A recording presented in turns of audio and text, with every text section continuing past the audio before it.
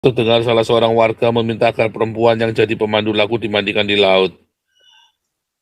Lalu terdengar pula salah seorang perempuan yang disebut ke laut itu minta ampun dan memberikan klarifikasi terkait keberadaannya. Ampun Bapak, saya tidak melakukan apa-apa, teriak perempuan itu saat diseret ke laut.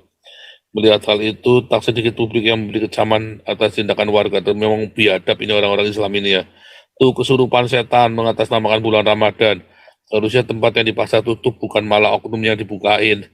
Kata malah oknumnya ditelanjangin. Kata Jibril. Norak cuy, negur gak gitu juga kali pakai kekerasan.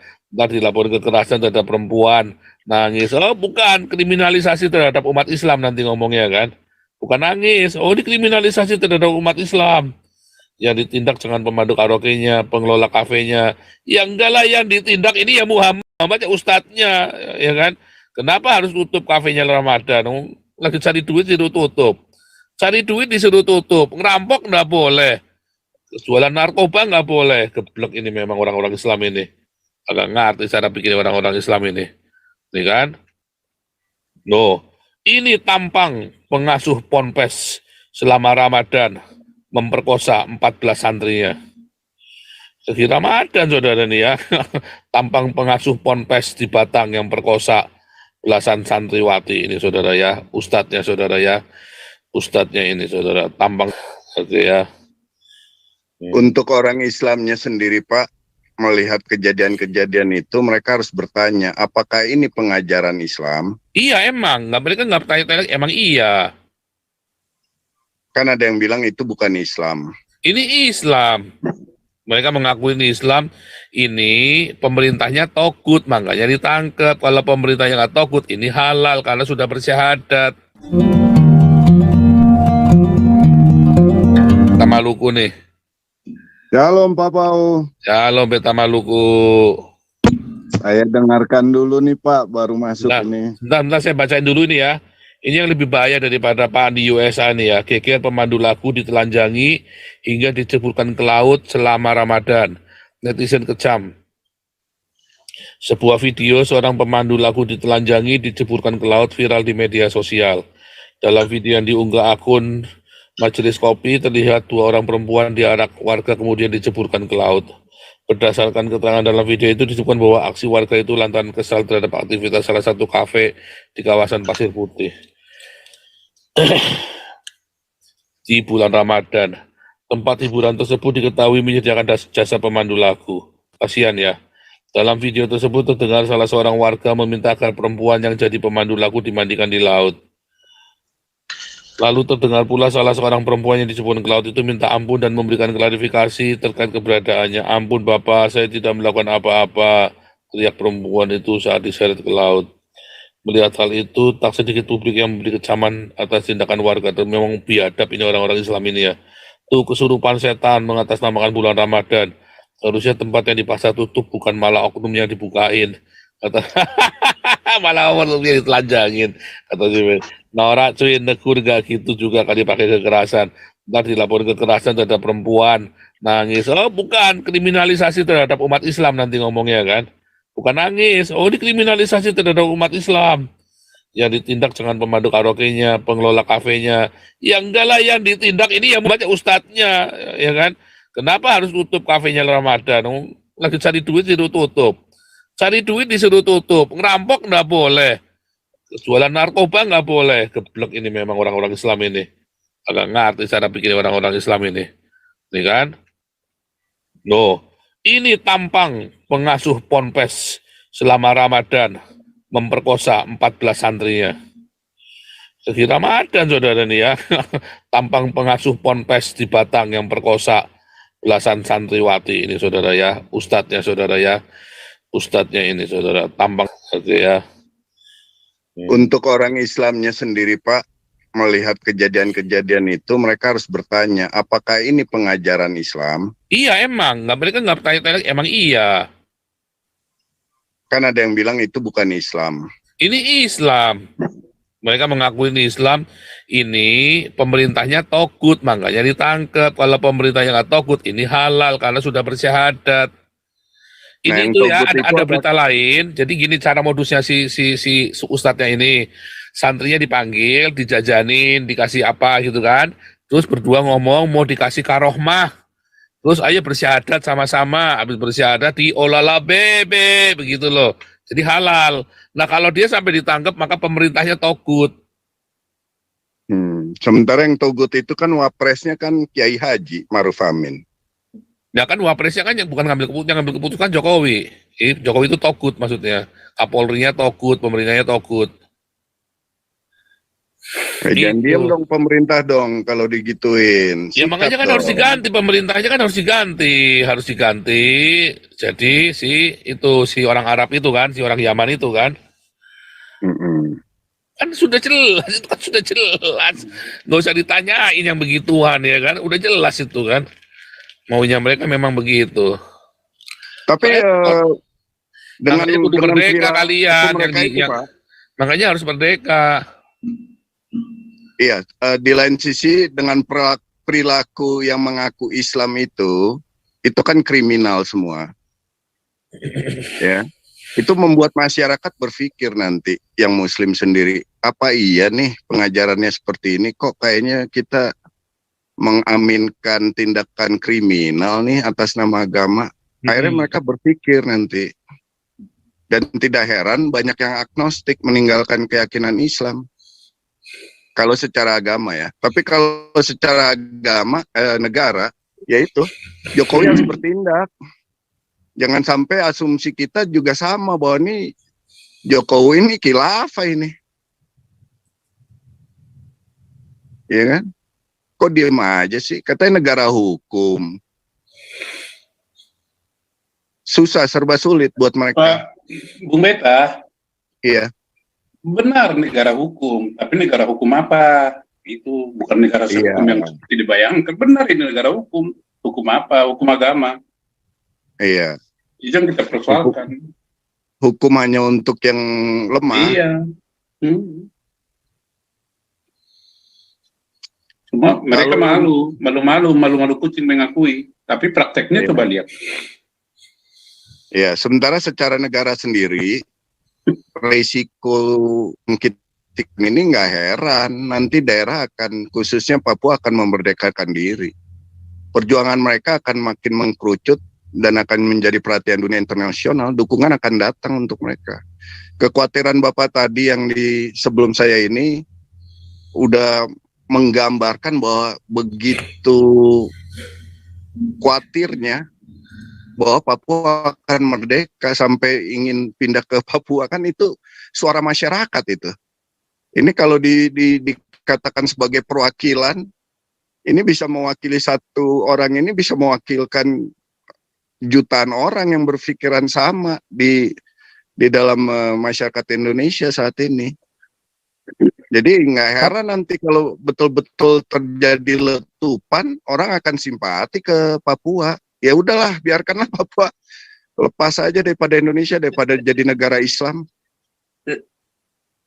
Tapi Pak Beta sedikit ya. Tapi kayak kita ini ngomong sama orang mabok, lu itu jalannya mbok kenceng gitu. Orang maboknya bilang sama kita, enggak, gua ini yang kenceng jalannya, lu yang belok-belok, lu yang mabok. Ya itu kan situasinya begitu. Mereka nggak sadar kalau ajaran mereka itu sesat. Ya repot ngomong sama orang begitu, kan?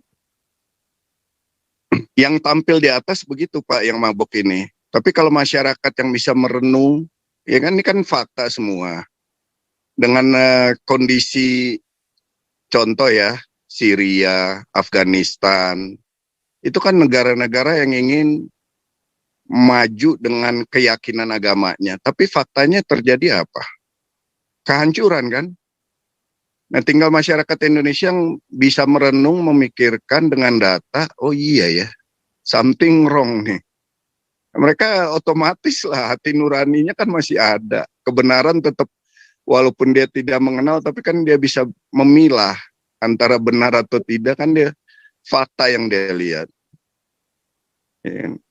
Ya, kalau yang udah di brainstorming sampai kayak dari kecilnya udah masuk sekolah apa itu namanya, mereka punya pesantren, dijejelin terus. Tapi begitu mereka dikasih break time untuk berpikir, memperhatikan fakta, mereka juga mikir Pak, oh iya salah nih kayak ini. Ya pastilah. Tinggal gaungnya aja yang udah melihat kebenaran nih berani nggak menyatakan kebenaran terus. Kayak Bapak tadi bilang yang di luar negeri pulang, ngapain pulang? Emangnya bego? Ibaratnya suruh Pak Paul sang pulang. Ya kan, kalau saya nggak ada masalah. Kayak model Pak Saifuddin, Pak Paul pulang, emangnya enak aja main di kerangkeng. Mendingan di sini dong efektif. Dan masyarakat butuh suara-suara kita yang objektif ini dengan fakta. Semua udah kusut lah, Indonesia udah memang tinggal tunggu waktu kalau seperti ini terus. Tinggal tunggu waktu. Ya tapi Pak Beta, apa yang digambarkan mereka itu hidup di Afghanistan, di Syria itu enak. Semua perempuan pakai hijab, pakai apa tuh namanya burqa. Itu memang, oh kita terus bisa sembahyang sehari 10 kali. Itu yang digambarkan ke otak-otak mereka. Jadi buat mereka nggak ada masalah di Syria, nggak ada masalah di Afghanistan. Itu semua demi ketuhanan. Asalahu wa Allah wa hali wasalam whatever itu. Jadi pandangan mereka lain sama pandangan kita yang normal. Pandangan mereka itu pakai burqa itu atau sesuatu keharusan. Ya kan? Terutama untuk mereka yang pria ya. Tapi kalau yang wanita di Afghanistan kan dipecut, udah diperkosa, malah dia juga yang dihukum. Ya kalau yang udah di sono. Tapi kalau yang di Indonesia kan pandangan mereka kan hidup di sana itu pakai burqa itu sesuatu yang indah, mengabdi kepada Allah Subhanahu wa Ta'ala. Ya itulah problemnya. Jadi ya keyakinan sih. Iya, tapi lihat lagi faktanya nanti. Iya, menurut mereka hidup mereka indah, biarpun rumah-rumah mereka dari lumpur. Di Afghanistan mana ada rumah tembok, rumah kayu, gak ada rumah lumpur. Itu menurut mereka indah, ya repot. Thank you. Iya. Yang kasihan juga sih wanita-wanita yang Pak Andi maksud itu, andaikan wanitanya masih berpikiran seperti itu, padahal mereka akan jadi korban. Dijadikan istri ketiga, keempat. Apalagi si Abdul Somad mereka bisa bukan korban Pak, bangga kok Pak. Gimana sih Bapak? Mereka bangga loh Pak. Bangga yang tidak bisa merenungkan Pak, tidak bisa berpikir. Mana punya mereka? Tapi kalau mereka ada coba otaknya bisa mereka Pak berpikir. Enggak, Pak Beta ya, kalau waktu saya ke UAE itu perempuannya itu cantik-cantik loh Pak. Yang nggak pakai burqa itu cantik-cantik loh mereka, matanya biru. Waduh, beautiful people. Tapi ya, aduh, repot deh. Susah kalau keyakinan Pak, ada dasarnya itu. Ya dari kecil di madrasah, pesantren, terus gimana coba? Yang Pak apa namanya Dr. Agung bilang, the 7 wonder years. 7 tahun pertama itu loh, wonder years. Itu yang udah, kalau 7 tahun pertama dalam bayi, ya anak ini udah di-destroy, ya udah destroy selamanya, repot. Itu yang Pak Agung yang bilang ya, itu dokter, bukan saya yang ngomong. Ya itu. Iya. Ya semoga yang di Indonesia yang masih mau berpikir, gunakan otak lah. Renungkan lah, lihat fakta lah. Mau jadi kayak Syria ya silakan deh, tapi jangan bawa Indonesia jadi Syria. Bung Beta. Ya Pak. Di Indonesia nggak cukup pakai otak, gabung otak dengan otot. Ya kan mereka merasa punya masa Pak. Harus dua-duanya. Ya TNI lah, TNI ini yang masih yang udah berwawasan, masa nggak bisa lihat sih. Asal jangan TCS kan, PCS sudah ada. PCS, polisi cinta sunnah. Kalau ada TCS lagi, nah cilau kok dah. Kalau ASN sudah banyak, ASN CS, ASN aparatur sipil negara cinta sunnah, harus abrak-abrak. Iya. Nah itu yang repot. Ngeri Pak kalau udah sampai kejadian seperti Syria sama Indonesia, ngeri lah. Itu udah pasti bubar lah. Merdeka aja udah seperti yang dibilang ini. Iya, Latuhar hari. Semangat Latuhar hari itu dikumandangkan. Itu kembali, jangan negara agama tuh kami pisah, udah selesai itu aja ditawarkan, nggak ada pilihan. Kami negara agama, pisah, selesai kan. Merdeka hak segala bangsa kok. Iya. Kami kan bangsa, gitu aja. Lapor ke PBB kan. Oh iya. Selesai. Nah, bikin deklarasi, Tinggal selesai. tokoh-tokoh adat daerah bisa yang bukan khilafah berani nggak? Iya, selesai kan. Maksudnya ke pasukan PBB turun, undang. Kalau ada suku bangsa di Indonesia mengundang pasukan PBB, datang dia. Kami terangkan gitu kan. Selesai. Iya. Gitu aja kok repot. Nah ini yang harus kita Kalau kasih mereka informasi. Ya, nggak ada tawaran kalau udah sekarang sopo begini bagono. Kecuali kalau presidennya memang yang betul-betul nasionalismenya tinggi ya, nggak kompromi gitu kan. Nah, itu masih ada harapan. Tapi kalau mencela menteri, saya nggak lihat itu di Jokowi, Pak. Nah iya, nggak Pak Jokowi kan udah nanti berakhir. Kesempatan itu, Pak. Enggak, Jokowi nanti kan udah berakhir 2024 ini maksud saya. Kalau presidennya mencela menteri, wah jangan, udah stop aja. Makanya nanti sebelum misalnya ada calon presiden balon RI 1 sama wakil RI 1 misalnya, kalau kita ada kesempatan gelarua bertanya jawab langsung tanya gitu aja kan. Kalau Bapak terpilih jadi presiden, mau nggak ini? Oh mau, ya. Tapi kalau kenyataannya tidak, kami merdeka kalau ya tanda tangan. Nah, berani kan ditanda tangan aja, disaksikan gini gitu. Jadi kalau nanti mereka bertanya itu jangan hanya profesor, doktor, ya kita ini juga rakyat jelata ini yang nanya kan hak kita itu. Kalau profesor doktor ini kan udah kaya semua ini. Ya, dia takut kehilangan duit, takut kehilangan jabatan. Kalau kita mana ada urusan dengan itu kan? Orang ini kan takut karena banyak harta, Pak. Si Brewo itu dorong si Siabulek itu jadi calon presiden karena apa? Karena takut hartanya habis kan. Untuk mengamankan hartanya bila perlu ditambah kan. Sama aja dengan si Jangkrik. Mungkin juga karena untuk utangnya, Pak. Utangnya. Jadi kalau kita di rakyat jelata ini, Pak, nanti tulus lah. Ini merdeka, sejahtera gitu kan. Bisa kita melunci, bisa menari seperti orang Papua. Merdeka namanya merdeka. Jadi gitu, kalau saya sih simpel aja. Ya atau tidak, gitu aja, selesai. Pakai sistem latuhar hari, nggak banyak cincong. Hapus 7 kata atau kami tidak mau bergabung, selesai. Tapi kan di tahun 59 Soekarno berubah diam-diam kan pelan-pelan. Latuhar hari mungkin sudah meninggal atau sudah tua, nggak tahu lagi dia. Nah, dirubahnya di dekret 5 Juli dan dekret presiden itu. Dinyatakan lagi di situ, itulah yang mereka pakai sampai sekarang, Pak. Jadi kalau Bapak bilang pisahkan itu diuji dulu tuh dekret presiden 5 Juli itu sah atau tidak sah secara hukum, mengikat enggak itu. Nah, itu yang harus kita lakukan dulu dalam waktu dekat kan. Minta pendapat hukum dari Mahkamah Agung, Mahkamah Konstitusi, dari Kemenkumham, sah atau mengikat enggak ini dekret ini. Kalau dibilang mengikat ya sudah selesai, nggak usah tunggu pemilu. Kalau udah dibilang sah gimana? Nggak usah tunggu pemilu, goodbye sayonara gitu aja kan. Apain capek-capek? Kalianlah di situ berpemilu, kalau kami siaplah mengurus diri sendiri, gitu aja Pak. Jadi capek kita mikirin itu, apapun caranya sudahlah, teori hantu belah pun gak ada yang masuk itu. Karena mereka kan pedomannya itu. Coba, saya mau tanya, apakah di Indonesia bisa presiden di luar agama mereka? Nggak bisa, karena itu memang ada aturan dari agama mereka. Berarti kan Indonesia ini negara agama.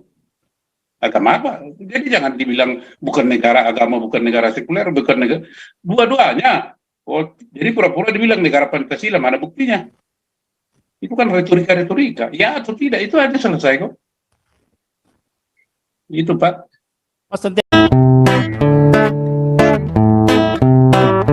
Kau bilang kau menang debat, lawan domba yang sesat. Kau bilang banyak yang tobat.